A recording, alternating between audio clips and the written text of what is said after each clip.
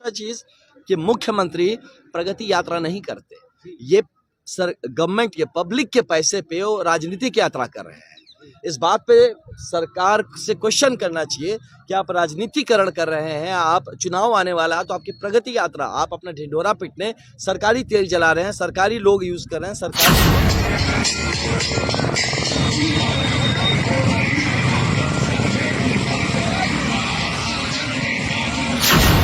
आनंद मिश्रा जी आ चुके हैं जो जन स्वराज पार्टी से। कहाँ से यात्रा निकल रही है ब्रह्मपुर का? जी, ये अभी हम लोग यहीं ब्रह्मपुर में शिवशंकर उत्सव पैलेस में है और यहाँ से यात्रा निकलेगी और आज हम लोग जगदीशपुर तक जाएंगे, चरपोखरी तक पहुँचेंगे और आज की यात्रा करीब 80 किलोमीटर के आसपास तक की यात्रा रहेगी। और क्योंकि हम गांव होते हुए जाते हैं इसलिए, और ये यात्रा निकली है 19 तारीख को एलसीटी घाट स्थित बिहार सत्याग्रह आश्रम जनसुराज का जो है वहाँ से, और करीब प्रस्तावित 20,000 किलोमीटर की यात्रा है। 38 जिले में जाना है, सारे विधानसभा में जाना है और ये हमारा 27वां दिन है, ऐसे देखा जाए तो करीब 27वां दिन होगा।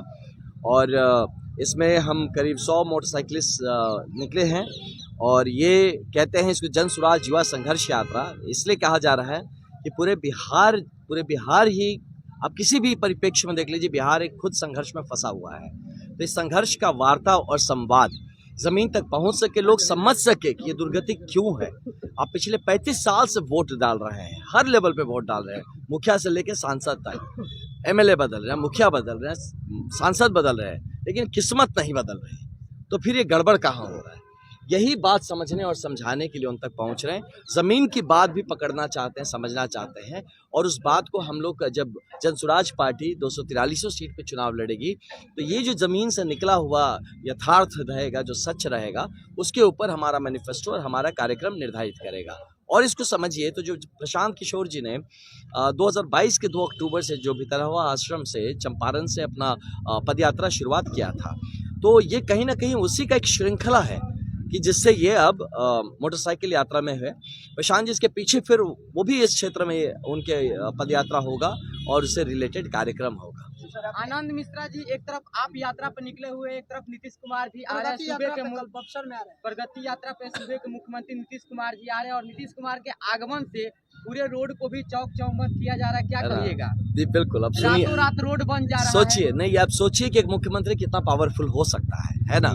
यानी एक मुख्यमंत्री अगर एक दिन आता आपका रोड बन जाए तो 5 साल ये मुख्यमंत्री कर क्या रहे थे? ये जनता को पूछना है सवाल कि भैया अगर आप चाहते तो रोड तो बन सकता है, मतलब आपके आने से बन सकता है, तो फिर आप क्यों नहीं आए? आप क्यों नहीं वो हर काम करवा रहे हैं? मतलब काम तो हो सकता है, फिर आप करवा, मतलब आपका कहीं ना कहीं जो आपके अंदर शायद वो सेवा भाव नहीं है। ये हो क्या रहा है? इस बार में लोगों को क्वेश्चन करना चाहिए। और दूसरा चीज कि मुख्यमंत्री प्रगति यात्रा नहीं करते, ये गवर्नमेंट के पब्लिक के पैसे पे वो राजनीतिक यात्रा कर रहे हैं। इस बात पे सरकार से क्वेश्चन करना चाहिए कि आप राजनीतिकरण कर रहे हैं, आप चुनाव आने वाला है तो आपकी प्रगति यात्रा, आप अपना ढिंढोरा पीटने सरकारी तेल जला रहे हैं, सरकारी लोग यूज कर रहे हैं, सरकारी वक्त को आप वेस्ट कर रहे हैं। तो ये सरासर ये अनैतिक काम कर रहे हैं माननीय मुख्यमंत्री जी। और तीसरा बात और बताएं, मान लीजिए कर भी रहे हैं, चलिए आ भी रहे हैं, तो आप यहाँ से रिव्यू मीटिंग बैठा सकते थे। आप यहाँ से जितने भी स्कीम से, सरकारी स्कीम से, प्रोजेक्ट से, प्रोग्राम से, आप एसपीडीएम को बैठाइए, जितने भी यहाँ लाइन डिपार्टमेंट है, जितने भी डिपार्टमेंट से उनके जो जिले में चीफ है उनको बिठाइए और आप वहाँ उनका रिव्यू करिए कि बताओ परफॉर्मेंस तुम्हारा कहाँ रहा, क्या था तुम्हारा टारगेट, कितना काम हुआ, नहीं हुआ तो क्यों नहीं हुआ, और उसका दोष को स्थापित करें, वहाँ पे उनको सजा मिले जो नहीं काम किया, और जिन्होंने काम किया उनको आप रिवॉर्ड भी करिए, उनको आप उत्साहित करिए। ये काम होता है अगर मुख्यमंत्री कहीं किसी जगह पे जाता है, ना कि प्रगति यात्रा में फोटो खिंचा रहा है, हाथ जोड़ के घूम रहा है और राजनीति कर रहा है, और वो भी पब्लिक के पैसे से। सर, आपका कहने का मतलब है कि नीतीश कुमार जी अगर आ रहे हैं तो नीतीश कुमार जी के आने की वजह से ये सब किया जा रहा है? नीतीश कुमार जी के आने की वजह से नहीं, राजनीतिक तौर पे किया जा रहा है। ये पूरा राजनीतिक मुद्दा है। ये जो पूरा प्रगति यात्रा है ये राजनीतिक यात्रा है। अगर इसके संग मैं तो उनको आइडिया भी दे रहा हूँ, है ना, कि अगर पब्लिक जो आपको भला बुरा ना बोले तो आइडिया भी दे रहा हूँ कि आप इसको रिव्यू मीटिंग्स करिए, जहां जा रहे हैं वहाँ बैठिए, जिला के डीए एमएसपी सारे लाइन डिपार्टमेंट में लाइए, आप रिव्यू करिए डिपार्टमेंट का, उसके बाद प्रेस नोट जारी करिए कि आज आपने रिव्यू किया, वो रिव्यू में क्या निकला, आपने क्या निर्देश किए, और उसका एक वक्त दीजिए कि 30 दिन बाद इसका फॉलोअप होगा, जो जनता को बताया जाएगा कि मुख्यमंत्री बक्सर में आए और बक्सर जिले में क्या किए और उनके जाने के बाद उसका क्या हल निकला। यस, आज आप देख रहे हैं बक्सर में, आप जाइए हाईवे पे रोज एक्सीडेंट हो रहे गुरु, पिछले 43 दिन में मोर देन 60 करीब 60 एक्सीडेंट्स बताए जा रहे हैं। क्या मजाक बना के रखा है यार। हाँ, आप और हम ना एकदम, हम तो मोटरसाइकिल घूम भगवानी मालिक है, घूम रहे, भगवाने भरोसे घूम रहे हैं, बाकी तो यहाँ प्रशासन शासन का हमने देख लिया। बक्सर जिले में एक और समस्या आ रही है जाम को लेकर के, क्या कहिए? पूरा बिहार जाम है गुरु, हम तो घूम रहे हैं ना, अभी तो हम आपके पास 2 घंटे लेट पहुंचे हैं, हम अपने और कारण से नहीं पहुंचे, ये जाम के कारण से 2 घंटे लेट। हम गली गली गांव गांव घूम के आए हैं, है ना, रास्ता ये अवॉइड करने के लिए कि जहां जाम मिल रहा है हमारे लड़के उतर के उसको ठीक करा के आ रहे हैं। तो ये दुर्गति ये दिखाता है ना कि बिहार के हमारे जो नेता हैं ये लोगों के वक्त को वैल्यू नहीं देते हैं। आपका जो समय है वो कीमती नहीं है, इसीलिए आप जाम में फंसे रहिए, घंटों फंसे रहिए, कोई फर्क नहीं पड़ता। और दूसरा ये दिखाता है कि आप में वो कार्य क्षमता नहीं है कि आप ऐसे जाम को, और ये एक जाम रेगुलर कैसे रह सकता है।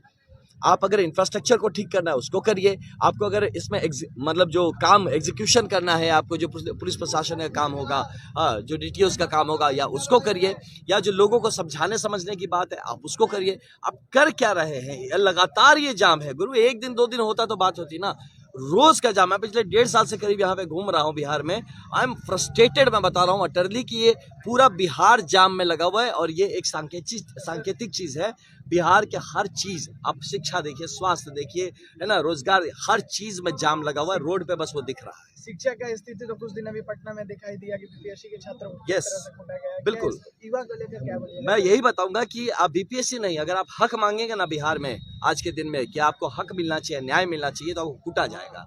ये लोकतंत्र रहा ही नहीं, अब ये लाठी तंत्र में तब्दील हो चुका है। पूरी तरह जंगल राज ना, वो तो था, ये तो खुल्लम खुल्ला करते थे।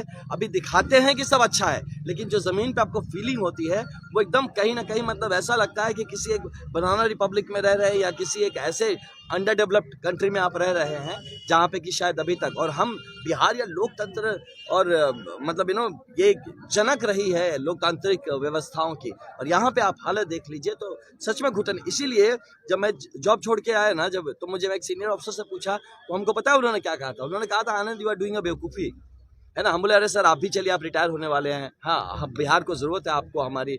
बोलता नहीं, जो भी आदमी कुछ हो गया ना वो समझ गया और बिहार छोड़ दिया है। जो बिहार में है उनका कहने का मुताबिक 2 ही लोग हैं, या वैसे लोग हैं जो कि कहीं कुछ कर नहीं पा रहे हैं, और दूसरे वो लोग हैं कि जो कुछ कर नहीं पा रहे हैं, उनका शोषण करके वहां पे जी रहे हैं।